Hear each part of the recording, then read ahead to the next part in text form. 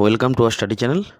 তো SSC GD চাকরি প্রার্থীর জন্য একটি খুব গুরুত্বপূর্ণ আপডেট, যে সবাই অনেক স্টুডেন্ট মনে করছে যে আমি ফার্স্ট ব্যাচে দৌড়ালে মনে হয় খুব তাড়াতাড়ি সিলেক্টেড হয়ে যাব এবং কিছু প্রফিট পাবো, এবং তার সঙ্গে সঙ্গে তোমাদের যে কারণগুলো যেগুলো ভুল করার জন্য আগের বছরের যে ক্যান্ডিডেটগুলো যারা ক্যান্সেল হয়েছে তাদের কি কারণগুলোর জন্য ভুল হয়েছে, এবং তোমরা কখন থেকে লাইন দেওয়া শুরু করবে, এবং ফার্স্ট ব্যাচে কি রানিং করলে বেশি পাস করা যায়।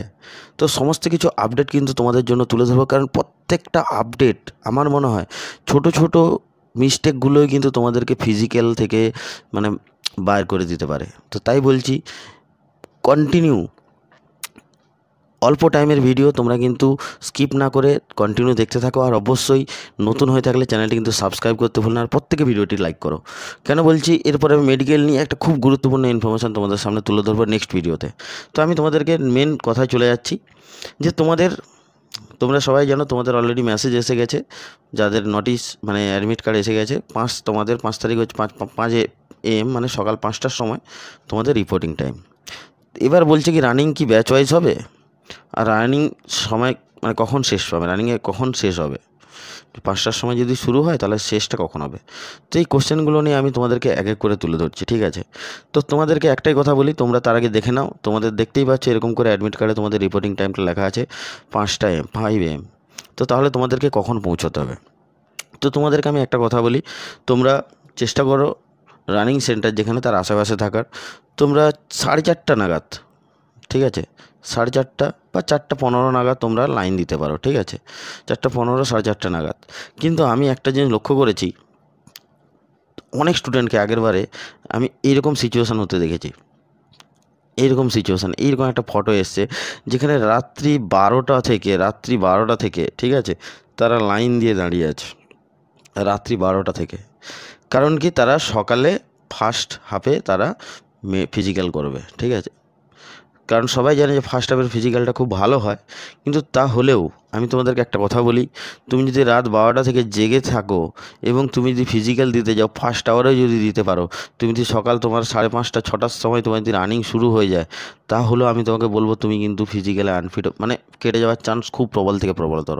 কারণ তোমার সারা রাতের মধ্যে তোমার কোনো রেস্ট হয়নি, তোমার পুরো শরীরটার মধ্যে কোনো রকম রেস্ট নেই, এবং দুর্বলতা আসবে, অনেক রকম উইকনেস আসবে। আমি তাই বারবার বলছি, কাউকে রাত্রি 12টা থেকে জেগে থাকার কোনো দরকার নেই, কোনো কিছু করার দরকার নেই। এবার আমি তোমাদেরকে মেন পয়েন্টে যেটা আসি, সেটা হচ্ছে কি, সেটা তোমাদের প্রথমে আমি তোমাদেরকে বলেছি। দেখো এবারে তোমাদের কি করেছে, আগে কি হতো, 300 জনকে একটা ফিজিক্যালে ডাকতো, ঠিক আছে, টোটাল কতজনকে ডাকতো, 300 জনকে। এবার সেখানে তোমরা সবাই জানো যে কোথাও 100 জনের ছোটার ব্যবস্থা আছে, যদি 100 জন থাকে তাহলে তোমাদেরকে 3টে ব্যাচ করে দিত। কোথাও যদি ছোট গ্রাউন্ড হয় সেখানে 50 জন করে 6টা গ্রুপ করে দিত।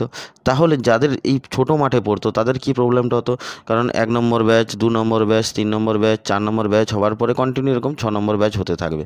তো সবের লাস্টে যে ব্যাচটা থাকবে তখন কিন্তু তার কিন্তু রোদ বৃষ্টি মানে প্রচুর পরিমাণ গরম হওয়ার চান্সটা থাকে, ওয়েদার, কারণ রোদ উঠে গেলেই গরম লাগবেই, স্বাভাবিক ব্যাপার। তো তখন কিন্তু এই প্রবলেমটা দাঁড়াতো। কিন্তু এইবারে আমি তোমাদেরকে বলছি, রানিং তোমাদের কিন্তু তোমরা সবাই অলরেডি অ্যাডমিট কার্ডে মানে তোমাদের নোটিফিকেশানে, আমাদের ভিডিওতে করেই আমরা বলেছি, নোটিফিকেশানে ক্লিয়ার মেনশান করা হয়েছে, প্রথম 1 সপ্তাহ মানে প্রথম 7 দিন একটা সেন্টারে 100 জন করে ডাকা হবে। তো 100 জন করে যদি ডাকা হয়, ম্যাক্সিমাম চান্স একটাই ব্যাচে তোমাদেরকে দৌড়ানো হবে। আর খুব যদি ছোটো মাঠ হয়ে থাকে 50 জন করে যদি হয় তাহলে 2টা ব্যাচ হবে। তাহলে তোমাদেরকে ওই যে রাত 12টা থেকে, ঠিক আছে, রাত 12টা থেকে তোমাদের জেগে থাকার কোনো দরকার নেই। আমি বারবার বলছি এই কথাগুলো, তোমরা ওই দিন চেষ্টা করো, তার আগের দিন রাত্রি 7টা 8টার মধ্যে, 8টা থেকে 8:30টার মধ্যে তোমরা ঘুমানোর চেষ্টা করো, এবং তোমরা সকালে উঠে সকালে একদম ভোর উঠে তোমরা 3টে বা 3:30টের সময় থেকে ফ্রেশ হয়ে তোমরা রেডি হয়ে তোমরা গ্রাউন্ডে চলে যাও। 4:15 বা 4:30-এর মধ্যে তোমরা রিপোর্ট করে দাও, ঠিক আছে। রিপোর্টিং টাইম যেহেতু 5টা, তুমি গেটের সামনে হাজির হয়ে যাও। তো এই কথাগুলো আমি কেন বলছি, অনেক ভালো ভালো স্টুডেন্ট যারা খুব ভালো দৌড়ায়, যারা এখানে 20 মিনিটে রান কমপ্লিট করতো, 22 মিনিটে রান কমপ্লিট করতো, 18 মিনিটে রান কমপ্লিট করতো, তারা কিন্তু ওখানে ফেল হয়ে এসছে এইসব ক্যান্ডিডেট। তো তাই বারবার বলছি, এই তাড়াহুড়ো তোমাদের যদি হয়ে থাকে তাহলে কিন্তু তোমাদের কপালে আমি বলবো অনেক দুঃখ আছে। আর আমি আরেকটা কথা তোমাদেরকে বারবার বলছি, যে ফিজিক্যালে সবথেকে বেশি ফিজিক্যালে কাটে, তার কারণ হচ্ছে এটাই যে 100 জন ক্যান্ডিডেট যদি ফিজিক্যালে যায়, সেখান থেকে 40 জন পাস করে আসে, 60 জন কিন্তু ফেল করে যায়। আমি কিন্তু এটা বারবার তোমাদেরকে আগেরবারে বলেছি আগের ভিডিওতে। তার কারণগুলো হচ্ছে এটাই মেন কারণ। এবার আমি তোমাদেরকে বলি, কোনো ব্যাচ ওয়াইজ হবে না, তোমাদেরকে কোনো তাড়াহুড়ো করার দরকার নেই। ম্যাক্সিমাম এবার সেকেন্ড উইক থেকে প্রথম এক সপ্তাহ পরে 130 জন করে ডাকা হবে, ঠিক আছে? তো ম্যাক্সিমাম জায়গায় ট্র্যাকে দৌড়ানো হবে, এইটুকু আমি তোমাদেরকে বলতে পারি। তো তোমাদের কোনো রকম কোনো ভয় পাওয়ার কোনো দরকার নেই, ঠিক আছে? আর সবথেকে বড় কথা, তোমরা যদি রাত জাগতে পারো তোমাদের নিজস্ব ব্যাপার, কিন্তু তখন কিন্তু যদি ফিজিক্যালে ফেল হয়ে যাও, তখন কিন্তু তোমাদেরকে আমি বারবার বলছি, তার দায়িত্ব একমাত্র তোমাদেরই। কেন বলছি, এই জীবনে একটাই মাত্র ভুল, যেই ভুলটা তুমি যদি করে বসো, সেই ভুলের কিন্তু কোনো রকম কোনো সুরাহা নেই।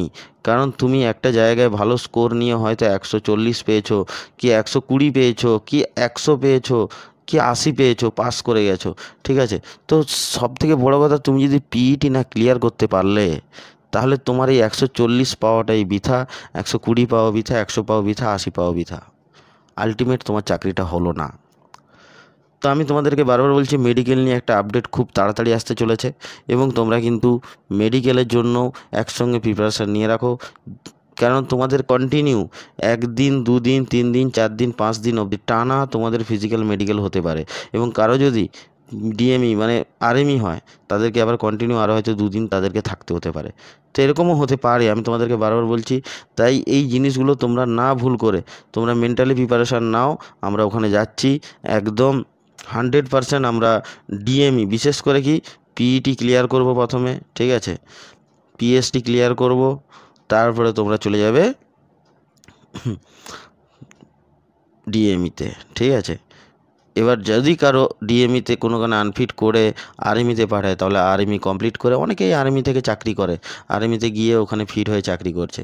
এবং সবের প্রথমে তারপরে তোমাদের এখানে হবে ডিভি হবে, ঠিক আছে? তো ডিভিটাও তোমাদের কোনো টেনশন করার দরকার নেই। তোমাদের যাবতীয় যা ডকুমেন্টস সব তো মাধ্যমিক পাসের ওপর, ঠিক আছে? বাকি তোমরা বারবার সমস্ত কিছু যা ডকুমেন্টস আমি আপলোড করে দিচ্ছি, একটা ডকুমেন্টস নিয়ে ভিডিও স্পেশালি আপলোড করেছি, আমাদের চ্যানেলে দেখতে পারো। আর নতুন যারা আছে অবশ্যই চ্যানেলটি কিন্তু সাবস্ক্রাইব করতে ভুলো না, ভিডিওটি লাইক করো, বন্ধুদের শেয়ার করো। আর নেক্সট ভিডিও মেডিকেল নিয়ে কিছু গুরুত্বপূর্ণ তথ্য, বিশেষ কিছু, কেন বলছি, অনেক আনফিট, অনেক ফিট, একদম 100% ফিট স্টুডেন্ট, 100% ফিট স্টুডেন্ট ওখান থেকে কিন্তু আনফিট হয়ে যায়। তার অনেক কিছু কারণ আছে, এবং ইনস্ট্যান্ট কিছু কারণগুলোর জন্য আনফিট করে দেওয়া হয়। সেই কারণগুলো কি কি, সেগুলো নিয়ে তোমাদেরকে নেক্সট ভিডিওতে একটি তথ্য তুলে ধরবো। অবশ্যই নতুন হলে ভিডিওটি লাইক করো, বন্ধুদের শেয়ার করো, কমেন্ট বক্সে কমেন্টস করো, আর চ্যানেলটি সাবস্ক্রাইব করতে ভুলো না। জয় হিন্দ, জয় ভারত।